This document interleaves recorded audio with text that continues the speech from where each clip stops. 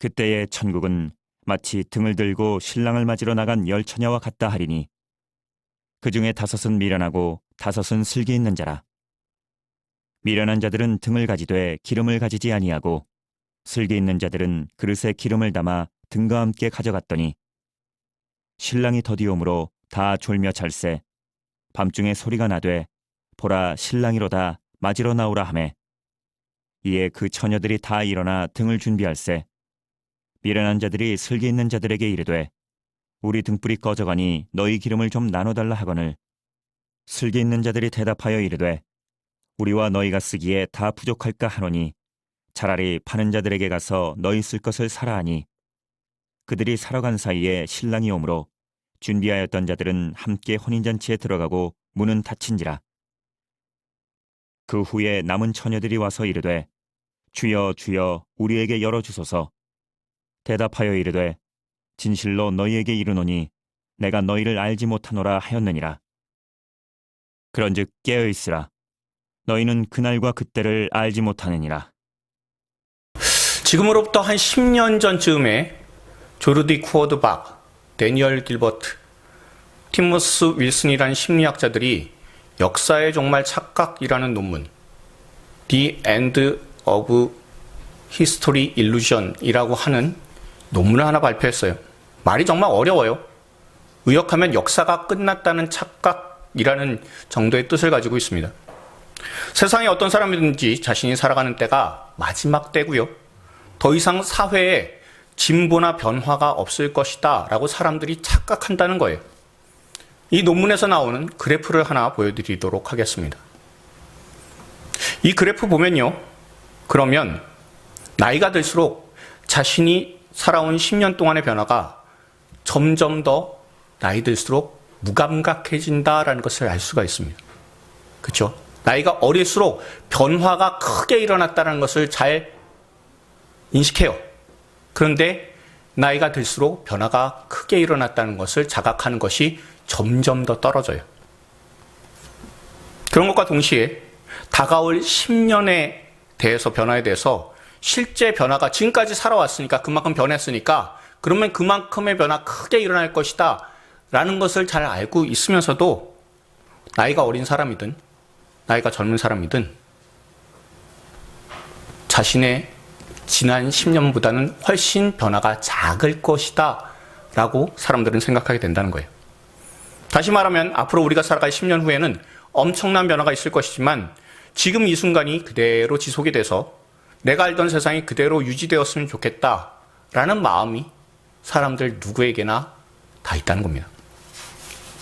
저는 이 연구의 내용을 보면서요. 마치 이 연구에 제가 생각하는 것들이 다 들어가 있구나라는 생각이 들었습니다. 여러분 한번 생각해 보십시오. 우리 산정목교회가요. 앞으로 10년 후에는 어떤 모습일까요? 우리 교회가 2019년 3월에 개척이 된 이후에 4년이 넘었습니다. 지금 5년째 지나가고 있어요. 처음에 송현동에서 개척이 되었을 때 우리 계획에는요. 코로나19가 없었어요. 그리고 이곳 상인동에 오게 될 것이다 라는 계획도 없었어요. 그런데 4년 동안의 이 시간을 생각해 보면 변화가 일어나도 굉장히 크게 일어난 겁니다. 이전 교회 면적보다 더 큰 곳으로 우리가 이전을 했고요. 송현동에 그대로 있었으면 절대 만나지 못했을 만한 성도님들이 우리 주변에 있는 겁니다. 그리고 코로나19라는 전 세계적으로 유명한 질병의 때를 지나면서 이 팬데믹이 진행되었을 때만 해도 정말 눈앞이 캄캄했었어요. 할 수 있는 것이라고는 아무것도 없고 그저 기도하면서 인내하는 것밖에는, 기다리는 것밖에는 없었습니다. 그리고 지금 코로나19의 끝자락에 온 듯한 현실에서 지금까지 우리의 환경과 또한 우리의 믿음들은 어떻게 변화했을까라는 것을 한번 돌아보게 되는 거예요. 저 그래프 보면서 한 가지 드는 마음이 있어요. 저는 제가 나이가 들어서 은퇴하는 순간까지 여기 계신 분들하고 쭉 함께 했으면 좋겠어요. 교회가 개척될 당시 열심히 가지고 주님의 몸된 교회에서 힘써 애쓰신, 최선을 다하신, 자리를 지켜주신 여러분들과 늘 이 자리에 함께 있으면 참 좋겠다라고 생각합니다. 그런데 사실 그렇게 될 가능성은 희박하다는 것. 저와 여러분은 잘 알고 있지 않습니까? 조금 전에 본 이 그래프처럼 미래에 대해서 우리가 변화가 일어나지 않았으면 하는 것이 우리 마음이에요. 지금 누리는 현재가 그냥 시간만 더 길어져서 그대로 있었으면 하는 생각이 제 마음입니다. 하지만 오늘 본문은요, 절대 그럴 일 없으니까 다가올 미래를 준비하라고 말씀을 통해서 우리 주님께서는 알려주신 겁니다. 가장 큰 변화가 뭘까요? 개인에게 있어서 내 삶이 끝이다, 종말이다 라는 것처럼 큰 변화 없잖아요. 그렇지 않습니까? 또한 세상이 종말을 맞이하게 된다, 세상의 끝이다 라는 것만큼 큰 변화는 세상에 없습니다. 그러니 종말을 준비하는 사람이 지혜로운 사람이고요, 주님의 나라에 들어갈 자격인 믿음 있는 사람임을 분명히 오늘 본문을 통해서 우리에게 하나님께서는 알려주시는 겁니다. 오늘 본문은요, 우리에게 매우 익숙한 열처녀에 대한 비유예요. 전체 줄거리를 다시 한번 살펴보십시오. 신랑이 언제 돌아올지 모르는 열처녀가 있습니다. 지금으로 치면요, 이 열처녀는 신부의 친구들이었을 거예요. 결혼 잔치가 신부의 집에서 끝나고 나면 그러면 신랑이 돌아오게 돼요. 그때 신부와 신랑을 맞이하기 위해 준비된 사람입니다. 신부 들러리일 겁니다. 그런데 언제 돌아올지 모르는 상황이 돼서요, 모두가 기다리는 와중에 잠을 자게 됐는데 갑자기 밤중에 신랑과 신부가 돌아오게 되었다는 겁니다. 그리고 한밤중에 돌아오게 되었으니 횃불이 필요해요. 그런데 5 처녀는 등불을 밝힐 기름을 준비하고요, 5 처녀는 기름을 준비하지 못했다는 겁니다. 그래서 밤중에 기름 사러 나갔다가 결국 혼인잔치에 들어오지 못하는 불상사를 겪게 되었다라는 거죠. 우리가 오늘 본문 11절, 12절을요, 공동번역으로 다시 한번 읽어볼 수 있길 바랍니다. 한번 이때 얼마나 다급한 마음인지 우리가 한번 이 공동번역을 통해서 한번 볼 수 있길 바랍니다. 다 같이 읽겠습니다. 그 뒤에 미련한 처녀들이 와서 주님, 주님, 문 좀 열어주세요 하고 간청하였으나 신랑은 분명히 들으시오, 나는 당신들이 누구인지 모릅니다 하며 외면하였다. 아멘. 여러분, 이 말씀을 보시면요, 어떤 생각 드십니까? 야, 정말 야박하다. 그래도 신랑 돌아올 때까지 함께 기다려줬는데 기름 좀 떨어져서 불을 밝히지 못한다고 쫓아내냐. 그리고 기름 떨어진 것도 그래. 사람이 좀 실수할 수도 있는 거지, 잠시 기름 사러 나간 그 사이를 어떻게 안 기다려주냐라고 이야기할 수 있어요.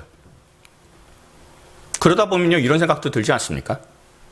아니, 신랑 돌아온다고 미리 좀 기별 좀 해주지. 그러면 미리 기름을 준비할 여유라도 생겨서 10 처녀 모두 횃불을 밝히고 혼인잔치에 참여하고 다 만족하고 행복할 수 있었는데 저건 신랑이 너무한 거다 라고 우리가 생각할 수도 있어요. 여러분, 예수님께서 말씀하신 이 10 처녀의 비유를 읽으시면서 어떤 생각이 드십니까?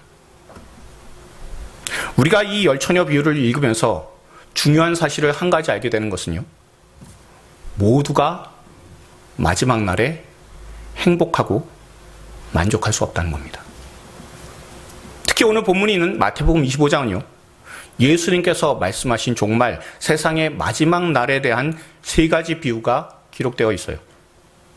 그러니 세상에 종말이 오는 때, 이 세상의 마지막 날에 세상 모든 사람들이 만족하고 행복한 종말은 절대 오지 않는다라는 것이 우선 이 10 처녀 비유에서 우리에게 중요하게 알려주는 내용입니다.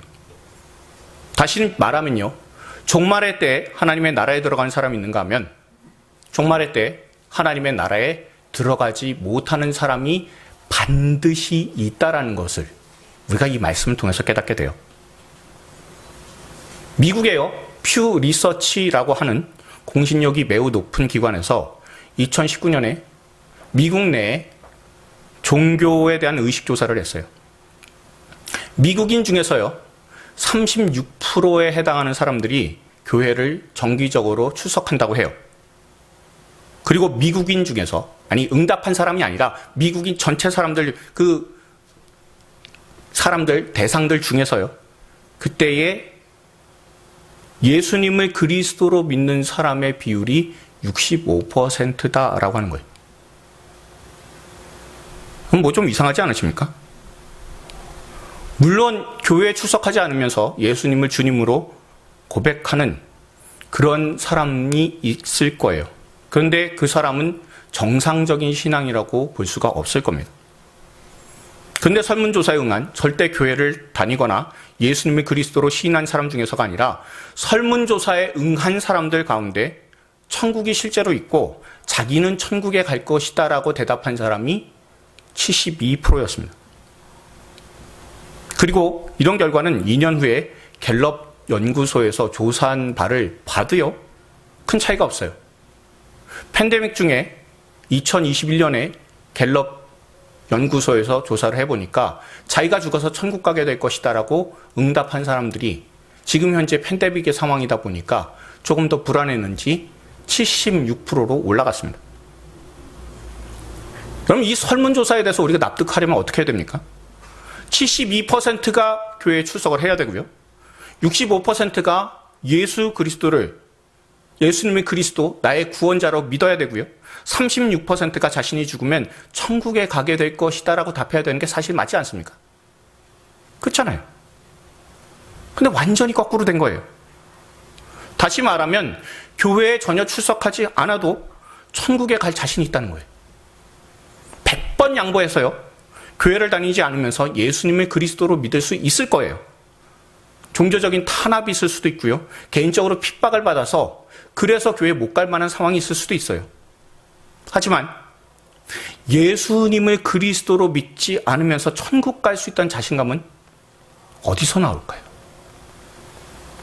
우리가 이 말씀 잘 알죠. 우리가 요한복음 14장 6절 말씀 함께 읽어보도록 하겠습니다. 읽습니다. 예수께서 이르시되 내가 곧 길이요 진리요 생명이니 나로 말미암지 않고는 아버지께로 올 자가 없느니라. 아멘. 하나님 아버지께서 계시는 천국에 갈 수 있는 유일한 길은 뭐밖에 없습니까? 예수님밖에는 없잖아요. 예수님이 길이세요. 예수님이 진리세요. 예수님이 생명 주시는 분이세요.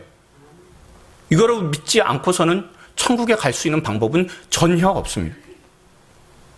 또한 이 말씀 있죠. 우리가 로마서 10장 9절 10절 말씀 한번 읽어볼게요. 읽습니다.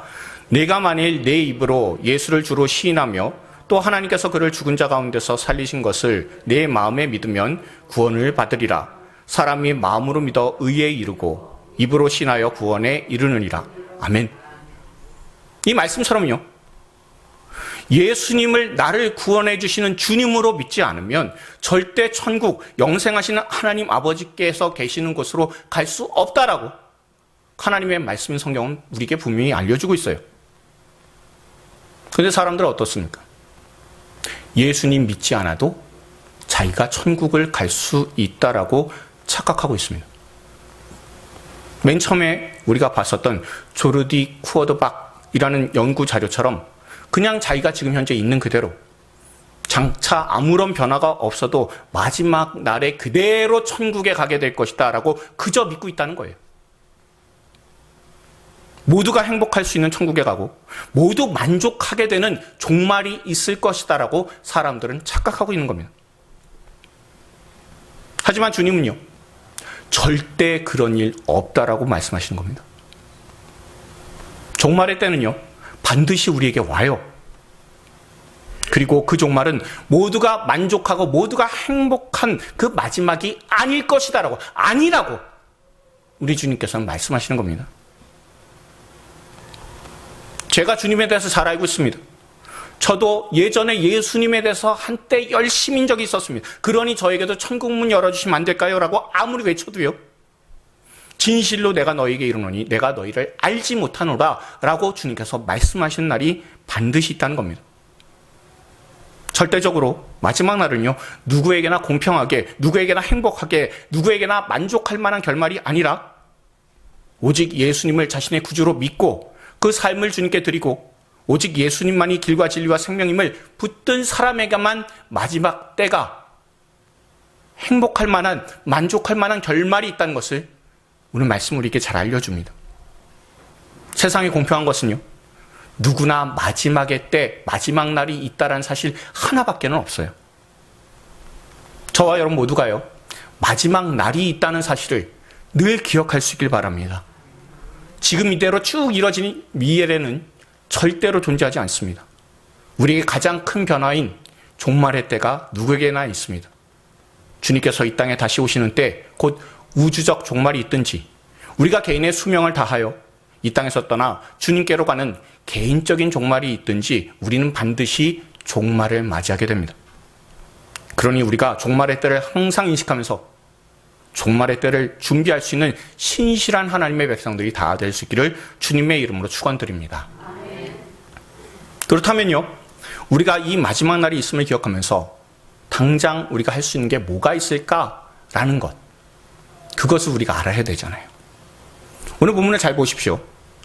열처녀 중에서 5명의 슬기 있는 자들은 4절처럼 기름을 준비했어요. 그런데 미련한 자들은 그 5명은 3절에서처럼 기름을 전혀 준비하지 않았습니다. 기름이 도대체 무엇을 의미하는지에 대해서 우리가 미리 적용을 하려고 하기 전에 왜 기름이 필요했는지에 대해서 우리가 먼저 한번 생각해 볼 수 있길 바랍니다. 그리고 마지막 결말이 모두가 행복한 게 아니라 어떤 사람에게는 불행이 되었다라는 것을 우리가 깊이 한번 묵상해 볼 수 있길 바랍니다. 가장 중요한 것은요, 이 모든 일들이 10절에 나온 것처럼 혼인잔치에서 비롯됐어요. 그렇죠? 그러면 혼인잔치가 무슨 의미인지에 대해서 우리가 다시 한번 돌아볼 수 있어야 되는 겁니다. 신약성경에서 혼인잔치라고 나오면요, 대부분이 어떻습니까? 주님 계시는 천국을 의미할 때가 많아요. 우리가 요한계시록 19장 7절부터 10절의 말씀을 한번 읽어볼 수 있길 바랍니다. 좀 길지만 우리가 같이 눈으로 또한 입으로 함께 읽을 수 있길 바랍니다. 우리가 즐거워하고 크게 기뻐하며 그에게 영광을 돌리세. 어린 양의 혼인기약이 이르렀고 그의 아내가 자신을 준비하였으므로 그에게 빛나고 깨끗한 세마포 옷을 입도록 허락하셨으니 이 세마포 옷은 성도들의 옳은 행실이로다 하더라. 천사가 내게 말하기를 기록하라. 어린 양의 혼인잔치에 청함을 받은 자들은 복이 있도다 하고 또 내게 말하되 이것은 하나님의 참되신 말씀이라 하기로 내가 그 발 앞에 엎드려 경배하려 하니 그가 나에게 말하기를 나는 너와 및 예수의 증언을 받은 네 형제들과 같이 된 종이니 삼가 그리하지 말고 오직 하나님께 경배하라. 예수의 증언은 예언의 영이라 하더라. 아멘. 어린 양은요, 우리 주 예수님이세요. 그리고 어린 양의 신부에 대해서는 주로 교회다라는 것을 우리가 알고 있어요. 그리고 교회는 건물이 아니라 성령께서 거하시는 성령의 전, 곧 성도를 의미합니다. 다시 말하면 성도가 주님의 나라에, 천국에 들어가는 것이 잔치고요. 그 잔치라는 것은 그냥 대충 파티가 아니라 결혼식을 하는 것처럼 성대하게, 그리고 성도를 주 예수님께서 맞이하실 때 마치 신부처럼 맞이해 주신다, 귀한 존재로 영접해 주신다는 것이 혼인잔치의 핵심입니다. 그리고 예수님께서 보혈로 직접 우리의 옷을 마련하셨고 예수님을 따라서 살아온 거룩한 행실, 곧 예수님의 거룩한 모습을 따라서 우리가 천국에 들어가게 되니 이것처럼 복된 것이 어디 있느냐라고 잘 알려주는 말씀이 저와 여러분이 읽은 이 계시록 19장 말씀이에요. 그런데 이 계시록 본문에서 준비된 것은요, 예수님께서 십자가의 보혈로 우리의 죄를 다 씻어내셔서 깨끗하게 만들어주신 빛나고 깨끗한 세마포 옷을 예수님께서 준비해 주셨다는 겁니다. 본문에서처럼요, 기름이 아니잖아요. 그렇죠? 그러니까 뭔가 차이가 있다는 거 우리가 알 수 있어요. 차이가 있기 때문에 이단들이 자꾸 뭐 얘기합니까? 기름이 뭐냐, 세마포가 뭐냐, 각각의 그 뜻에 대해서 자꾸 얘기하면서 우리를 유혹하려고 해요. 그런데 우리가요, 이 말씀 한번 읽어보시길 바랍니다. 신명기 29장 29절 말씀입니다. 우리가 읽습니다. 감추어진 일은 우리 하나님 여호와께 속하였거니와 나타난 일은 영원히 우리와 우리 자손에게 속하였나니 이는 우리에게 이 율법의 모든 말씀을 행하게 하심이니라. 아멘. 여러분 잘 보시면요, 감추어진 일, 잘 모르는 일, 비밀스러운 일, 하나님께서 직접 알려주시지 않은 일은 다 누구에게 속했어요? 여호와 하나님께 속한 거예요. 그러니 오직 믿음의 사람들은 나타난 일, 밝히 알 수 있는 일에만 우리가 집중해야 된다는 거예요. 이단의 특징이 있습니다. 주로 감추어진 일에만 집중을 해요. 그래서 세마포의 의미가 뭐다, 기름의 의미가 뭐다라고 하면서 사람을 미혹합니다. 하지만 참 믿음을 가진 사람은요, 감추어진 일은 하나님께 맡겨놓고 분명히 드러난 일, 확실히 드러난 일에만 집중해야 된다는 거예요. 오늘 본문에 여러분들 잘 보십시오. 기름이 무엇인지 알려주지 않아요. 그게 어떤 의미인지 우리에게 알려주지 않습니다. 단지 슬기로운 다섯 처녀는 등과 기름을 준비했다는 사실이 있고요. 미련한 다섯 처녀는 등은 준비했는데 기름은 준비하지 못했다는 겁니다. 우리가 단순하게 생각을 하면요, 기름의 유무에 대한 차이이기 때문에 기름이 도대체 뭐길래 기름 없다는 것 하나로 혼인잔치에 들어가지 못했을까라고 생각하게 되어서 기름의 의미에 대해서 궁금해하고 집착할 수밖에 없게 돼요. 하지만 기름의 의미가 아니라 기름이 준비되었다는 것과 함께 정말 중요한 사실 우리가 하나 놓치고 있는 것이 있습니다. 2차 세계대전 한참일 때요, 그때 가장 중요한 무기는 비행기였어요. 곧 전투기와 폭격기였습니다. 그러니 비행기가 얼마나 격추되지 않느냐에 따라서 전쟁의 성패가 갈린 거예요. 그래서 무기 연구원들이 비행기가 출격을 했다가 돌아왔을 때 조사를 했습니다. 그래서 한 100대가 출격을 했으면 한 50대가 부대로 무사히 복귀를 한 겁니다. 그리고 나서 비행기가 총에 맞은 그 위치를, 총알구멍 난 곳 있잖아요. 그런 곳을 정밀히 살폈습니다. 주로 어디에 맞았냐면 날개하고요, 날개 쪽 동체 쪽에 많이 맞은 거예요. 그래서요, 그러면 총알이 많이 맞는 곳, 여기를 보강을 해야 되겠다라고 해서 날개와 동체 쪽을 보강을 하고 그리고 다시 전장에 나가도록 했습니다. 100대가 출격을 했는데 또 똑같이 50대가 돌아온 거예요. 다시 말하면요, 보강하기 전이나 보강한 후나 큰 차이가 없다는 겁니다. 근데 한 가지 알게 된 게 있죠. 총을 맞지 않은 곳을 보강해야 되는구나 라는 사실을 알죠. 왜냐하면 총알 자국이 깨끗한 곳을 맞았기 때문에 다른 전투기들이 추락한 거잖아요.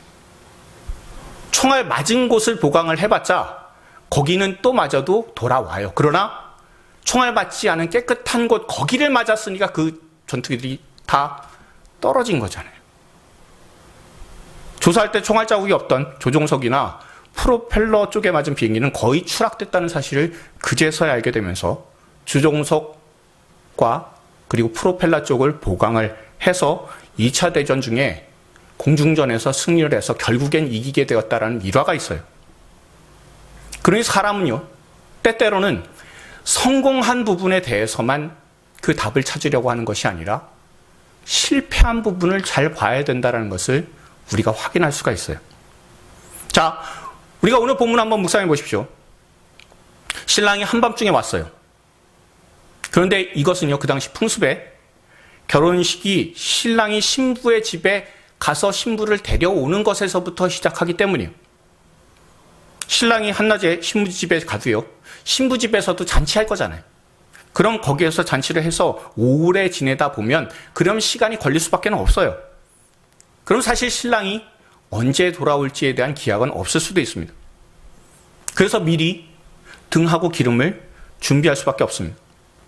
그런데 이 정도면 왔어야 정상 아닌가? 라고 생각할 정도로 더디 오게 돼요. 그러니 우선 기름을 준비하지 않았다는 것 자체가 사실 문제가 있는 거예요. 신랑이 더디 온 게 문제가 아니라 기름을 준비하지 않았다는 게 더 문제인 거예요. 그리고요, 결혼잔치 같은 경우에는 당시에, 예수님 당시에는 대략 결혼잔치를 일주일 해요. 그런데 첫날에는 반드시 신랑이 돌아오게 되어 있습니다. 그러면요, 우리가 실패한 다섯 처녀에 대해서 그 입장에서 한번 생각해 보시길 바랍니다. 신랑이 맞이하는데 성공한 슬기로운 다섯 처녀는요, 등하고 기름이 있잖아요. 하지만 신랑을 맞이하는데 실패한 미련한 다섯 처녀는요, 뭐밖에 없어요? 등밖에 없어요. 그런데도 다 같이 자고 있어요. 이미 날이 저물고 있으면요, 미리 기름을 준비해야 되는 상황이었을 겁니다. 근데 오밤중이 되었는데도 기름을 준비할 생각이 없는 거예요. 방심했죠. 근데 문제는 이게 아니에요. 가장 큰 문제는요, 신랑이 마을 어귀에 들어와서 이제 곧 혼인잔치가 벌어질 신랑 집에 이제 도착하는 거잖아요. 근데 오밤중에 기름 사러 나가야 되는 거예요. 밤중에 기름 파는 데가 어디 쉽게 있겠습니까? 아마 구하기 되게 힘들었을 거예요. 그러니 시간은 지체됐고요. 결국 혼인잔치 집의 문은 닫히고 미련한 5 처녀는 들어가지 못했습니다. 근데 중요한 게 하나 또 있죠. 지혜로운 처녀나 미련한 처녀 모두 다 뭐였어요? 다 잤잖아요. 물론 졸지 않고 있었다면 기름 준비할 수 있는 시간이 넉넉했을 겁니다. 하지만 이 모든 일을 다 끝나고 나서 이 부의 핵심이 바로 13절에서처럼 그날이 언제 올지 알 수 없으니 깨어있으라 라는 거예요. 다시 말하면요, 깨어있다라는 의미가 무엇이냐가 제일 중요하다는 거예요. 정말 중요한 것은 신부의 들러리로 혼인잔치에 참석한 10처녀가 1절처럼 신랑 기다리려고 있는 거잖아요. 그리고 아까 저와 여러분들이 읽은 12절의 공동번역에도요, 혼인잔치에 들어가는 것을 거절한 사람이 누구예요? 신랑이에요. 그러니 깨어있다는 것은 결국 신랑하고 연관이 있다는 것을 의미해요. 주님께서 비유로 말씀하신 거니까 이거는 실제로 일어난 사건은 아닙니다. 그러나 장차 반드시 일어날 일이에요. 미련한 처녀들이 저지른 가장 큰 미련한 일이 무엇입니까? 혼인잔치에서 벗어났다는 거예요. 저는 이 말씀 읽을 때마다 생각하는 게 있어요. 만일 이 미련한 5 처녀들이 기름을 준비하지 못했다는 것을 솔직히 신랑한테 고백을 했다면 혼인잔치에서 과연 쫓겨났을까라는 거예요. 욕은 좀 먹을 수 있을 것 같아요. 그렇다 할지라도 혼인잔치에서 쫓겨나는 일은 없지 않았을까라고 생각해 봅니다. 물론 조금 전에 말씀드린 것처럼 이 비유는 실제 발생하는 사건은 아니에요. 예수님께서 종말의 교훈을 위해서 하신 말씀이에요. 그리고 만약이라고 하는 것은 사실은 그렇게 가정을 하는 것은 의미가 없을 수도 있어요. 하지만 이 10처녀의 사명을 한번 집중해 보십시오. 등불을 들고 대기하다가 신부를 데리고 돌아오는 신랑을 맞이하는 것이 이 10처녀의 사명이잖아요. 그런데 사명을 감당하지 못한 게 불명예이기는 할 겁니다. 하지만 신부 들러리일 것이니까 신부들의 친구잖아요. 등불을 들고 신랑 신부를 맞이하지 못한 불명예하고요, 아예 혼인잔치에 참석하지 못한 불명예하고 어떤 게 더 큽니까? 혼인잔치에 참석하지 못한 것, 그것과는 아예 불명예 뭐 이런 것들을 따질 수가 없을 만큼 비교 자체가 안 된 것 아닙니까? 저는 이 혼인잔치의 자리에서 이탈한 것 자체가 이 5 처녀가 얼마나 미련한 사람들인가라는 것을 잘 보여주는 것이라고 생각해요. 그리고 신랑을 맞이하고자 했는데 기름에 집착해서 신랑을 떠난 것이 바로 13절에서 경고하신 것처럼 잠든 것, 깨어있지 못한 것이다 라는 거예요. 신랑 온다는 소리에 몸은 깼어요. 그런데 혼인잔치에 있어야 한다는 생각과 마음은 그대로 잠자고 있는 거예요. 마지막 날에요, 우리가 예수님 앞에 서는 종말의 때 우리가 주님과의 혼인잔치에 들어가기 위해서 별다른 것 없어요. 주님께서 하신 이 말씀만 기억하면 돼요. 우리가 요한복음 15장 5절 말씀 함께 읽도록 하겠습니다. 읽습니다. 나는 포도나무요 너희는 가지라. 그가 내 안에 내가 그 안에 거하면 사람이 열매를 많이 맺나니 나를 떠나서는 너희가 아무것도 할 수 없음이라. 아멘. 나를 떠나서는 아무것도 할 수 없다고 말씀하시잖아요. 내 안에 있으라고 말씀하시잖아요. 그런 것처럼 우리가 주님 안에 있으면 돼요. 어떤 경우에도 주님 떠나지 않으면 돼요. 미련한 5 처녀는요, 혼인잔치 자리에서 벗어났기 때문에 실패한 거예요. 그러니 저와 여러분 모두가요, 지금이 종말의 때라는 것을 늘 기억하고 주님 곁에서 벗어나지 않는 하나님의 신실한 백성들이 다 되기를 바랍니다. 아무리 사람이요, 환경이요, 형편이 여러분들을 주님으로부터 멀어지게 만들고자 해도요, 예수 믿는 사람으로서 그 자리에서 떠나고자 유혹하려고 해도요, 그렇게 몰아간다고 해도 절대 예수님 떠나지 않는 저와 여러분들 되기를 바랍니다. 날마다 기도하고 날마다 주님의 말씀을 묵상하며 예배 잘 참석하시고 삶의 예배에 집중함으로써 늘 주님과 동행할 수 있는 하나님의 사람들이 다 되기를 바랍니다. 말씀을 맺겠습니다. 세상은 항상 저와 여러분에게 종말이 오지 않을 것처럼 미혹하면서 우리가 잠깐이라도 주님의 곁을 떠나도록 우리의 삶을 계속해서 흔들어대요. 하지만 오늘 본문은요, 우리가 언제 종말의 때를 맞이할지 알지 못하니 성도로서 지켜야 되는 자리, 주님의 곁, 바로 거기를 지키고 있으라고 말씀하시는 겁니다. 저와 여러분 모두 마지막 날이 우리에게, 나에게 반드시 온다라는 사실을 잊지 말고 그 마지막 날은 모두가 행복한 날이 되지는 않는다라는 것을 꼭 기억할 수 있길 바랍니다. 그래서 마지막에 그날, 마지막 때까지 기도하고 말씀으로 깨어있어서 주님 곁을 떠나지 않으므로 우리 모두가 어린 양의 혼인잔치, 천국잔치에 모두가 참여하는 하나님의 신실한 백성들이 다 될 수 있기를 주님의 이름으로 축원드립니다. 우리 주변에 계신 분들한테 이렇게 권면해 주실 수 있길 바랍니다. 누구에게나 종말은 닥칩니다. 자, 한 번 더요. 마지막 날 혼인잔치에 참석합시다.